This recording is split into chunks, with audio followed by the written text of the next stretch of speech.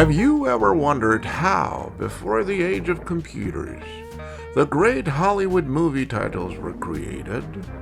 On 23rd of March 1976, ZDF, Germany's second national television broadcaster, aired a documentary entitled Die Titelmacher, which translates as The Titlemakers.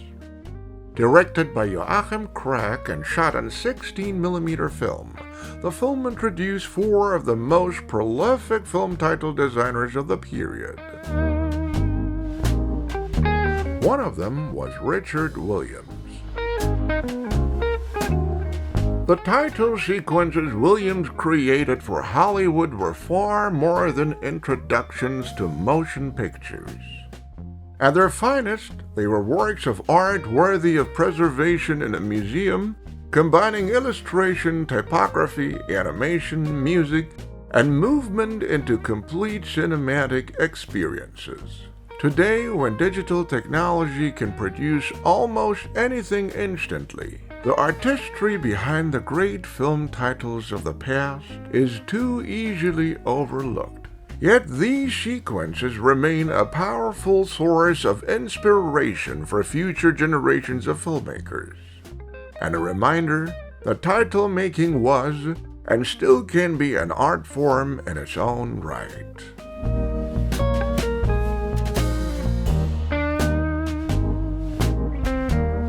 Today, Richard Williams is remembered above all as the director of animation for the extraordinarily successful 1988 film Who Framed Roger Rabbit, produced by Steven Spielberg's Amblin Entertainment and released by Walt Disney's Touchstone Pictures. Wow. Thank you very much, members of the Academy and Carl Bell.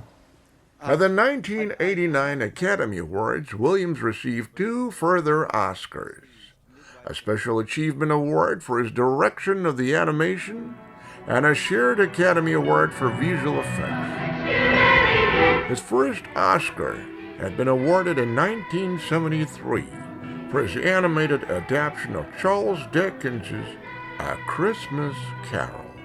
The winner is A Christmas Carol, Richard Williams.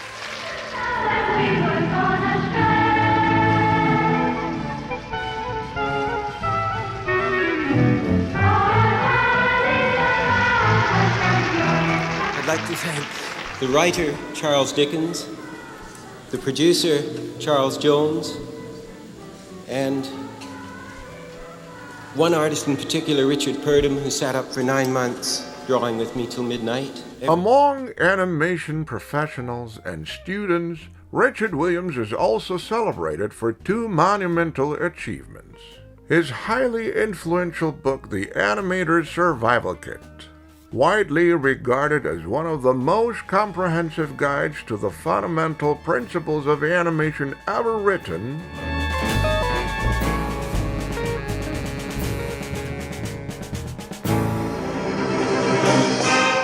and The Thief and the Cobbler, his legendary unfinished feature, often described as the greatest animated film never completed.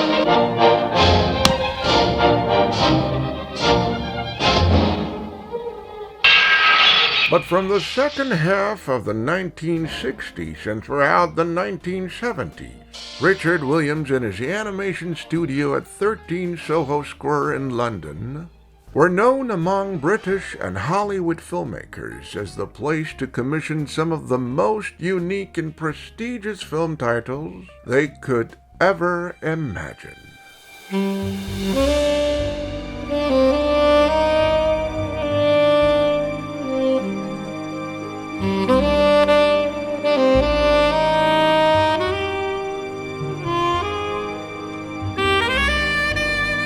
Richard Williams's career as a major film title designer began in 1965 with What's New, Pussycat?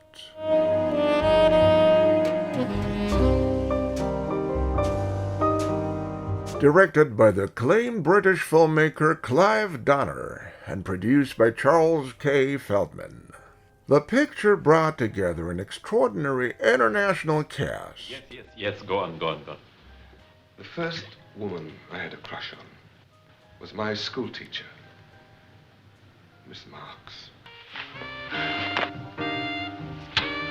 Oh, Michael, this can't work. I'm 34 and you're 12.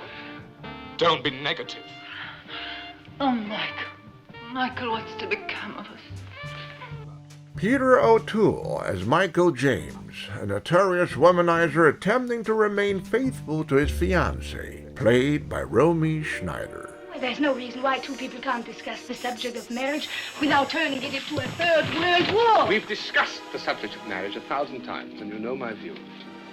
I'm a fascist. Now, I have to go to my house and change. But Pussycat, you live in the apartment upstairs. Peter Sellers as his considerably more disturbed psychoanalyst, Dr. Fritz Fassbender. Good afternoon. Am I late? No, as a matter of fact, you are just on time. Would you mind helping me with my zipper, please? What? My zipper. Oh, surely. And Capucine, born German Helen Irene Lefebvre, a French model and actress best remembered for The Pink Panther and this film, alongside Paula Prentice,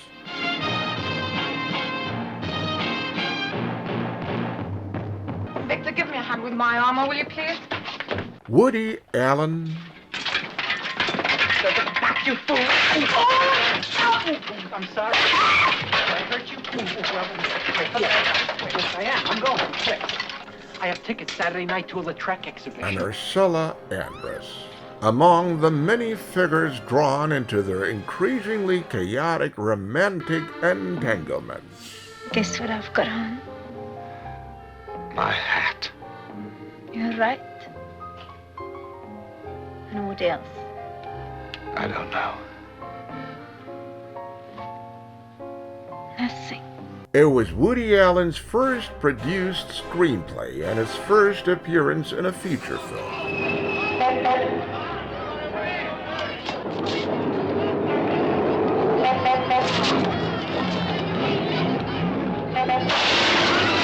Williams received the title commission after a major article about his work appeared in The Observer.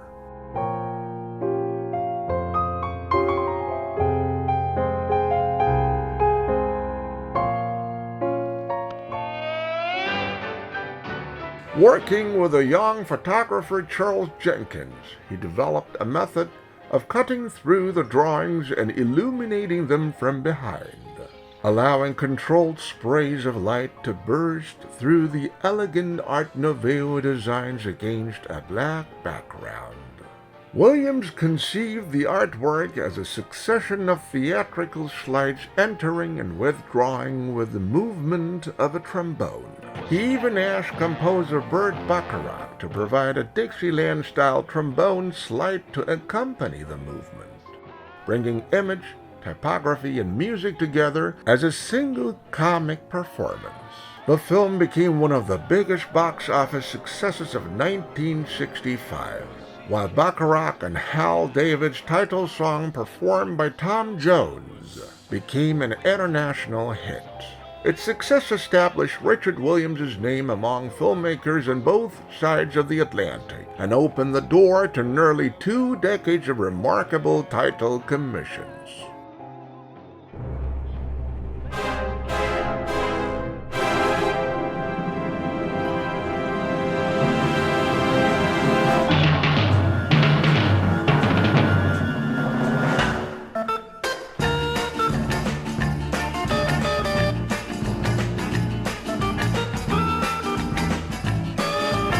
Following the success of What's New, Pussycat, Richard Williams received another major title commission in 1965, MGM's British spy comedy The Liquidator.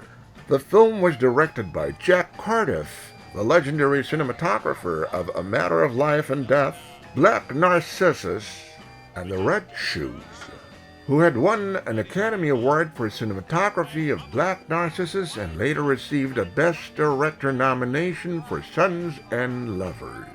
Adapted from the first of John Gardner's Boise Oaks novels, The Liquidator starred Rod Taylor as a reluctant secret agent mistakenly recruited by British intelligence as a professional assassin.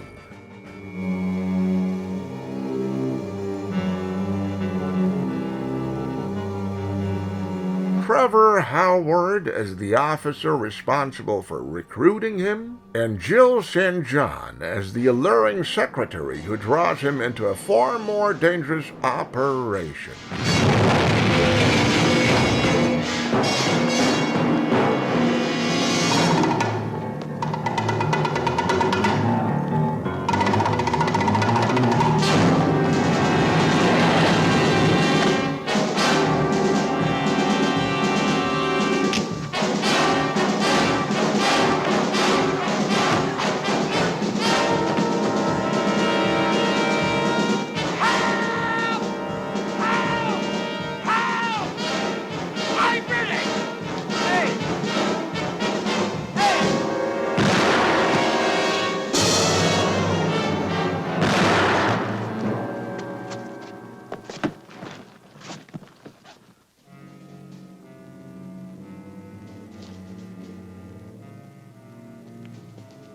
Bloody marvelous, Sergeant. No waste of army ammunition. What's your name? What? Hulk, 7672247 Tank Corps. Mostyn, Major, British Intelligence. You stay here. I'll find someone to clean up the mess. Yeah, well, wait a minute, Major. It's a lovely piece of work, old son. I'll remember you.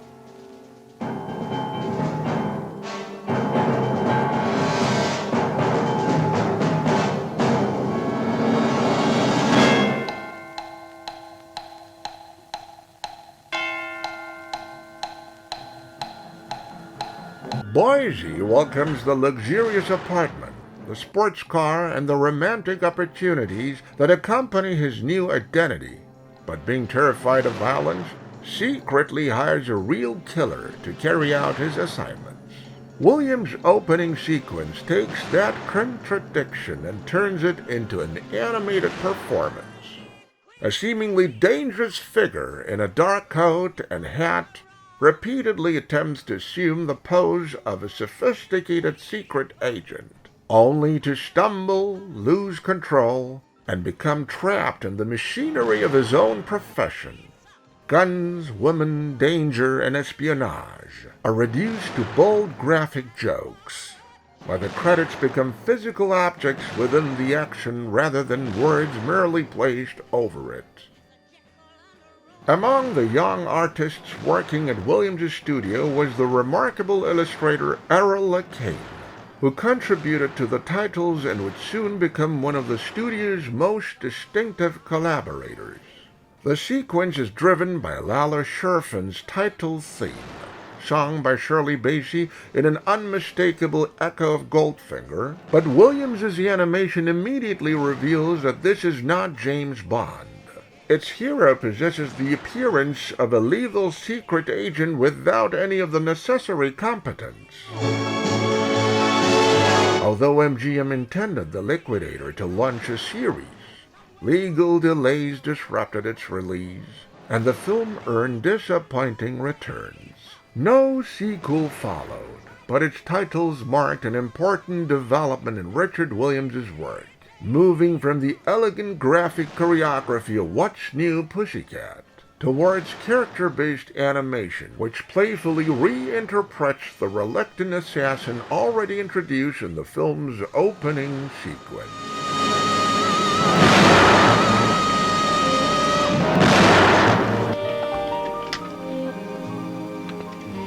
Boise! Listen, before all hell breaks loose again, do you think we could get together one evening for dinner? Oh, I'd love to. But aren't you forgetting Section B, Paragraph 2 of the Official Secrets Act? What? Civilian staff are forbidden to consort with active serving members of the department. punishable by up to 10 years imprisonment. Oh, no, she's not your... She's my secretary. Judith. Come on, Boise. Now, just wait a minute. I'm no more used to the department. This is where we part company. Rubbish. The department can't afford to lose men like you, Boise. Not after what you did today. Take the wheel.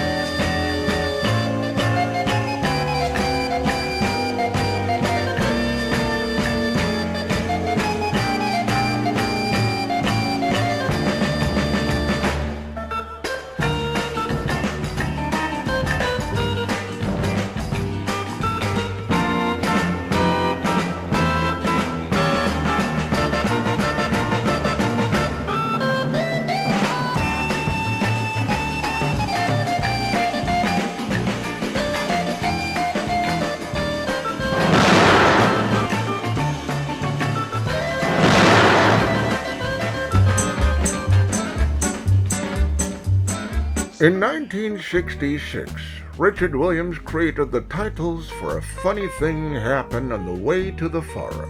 Directed by Richard Lester, whose rapid visual comedy had already defined the Beatles films A Hard Day's Night and Help, and whose The Knack and How to Get It had won the Palme d'Or at the Cannes Film Festival. Produced by Melvin Frank and adapted from the celebrated Broadway musical, the film drew its story from the ancient Roman forces of Plautus.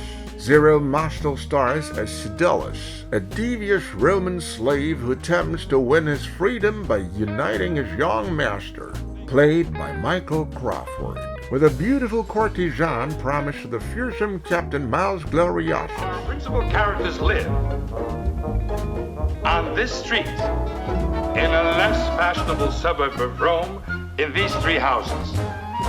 First, the house of Erroneus, a befuddled old man, abroad now in search of his children, stolen in infancy by pirates. The house of Lycus, a buyer and seller of the flesh of beautiful women. That's for those of you who have absolutely no interest in pirates. Something for everyone. A comedy tonight. And finally, the house of Senex, who lives here with his wife and son. Also in this house dwells Pseudolus, slave to his son. Pseudolus is probably my favorite character in the piece. A role of enormous variety and nuance, and played by an actor of such versatility, such magnificent range, such, let me put it this way, I play the part. Every solution creates another complication, drawing Phil Silvers, Jack Guilford, Michael Hordern, and the great Buster Keaton, appearing in his final film, into an escalating confusion of disguises, mistaken identities, and frantic pursuit. The picture opens with a live-action musical number, Comedy Tonight.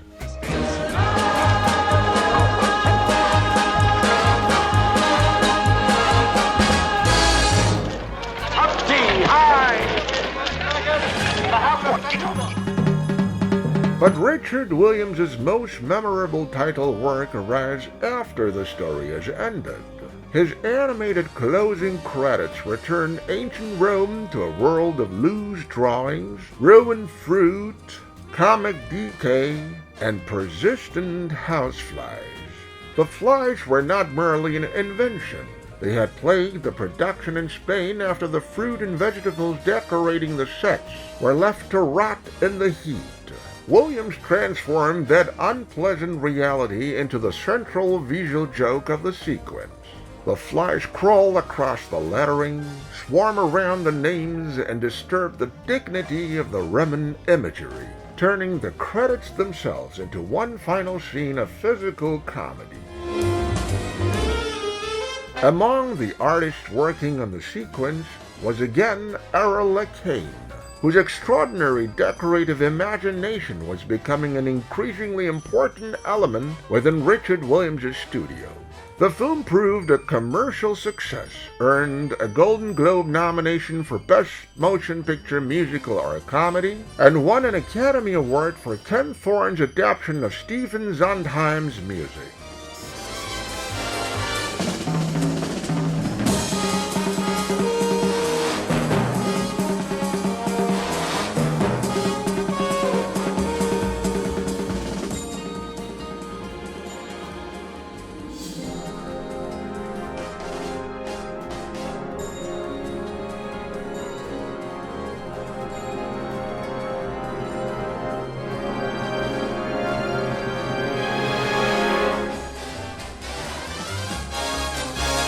For Williams, it was another expansion of what film titles could become. Not simply an introduction to a picture, but a final animated performance that allowed the comedy to continue after the actors had left the screen.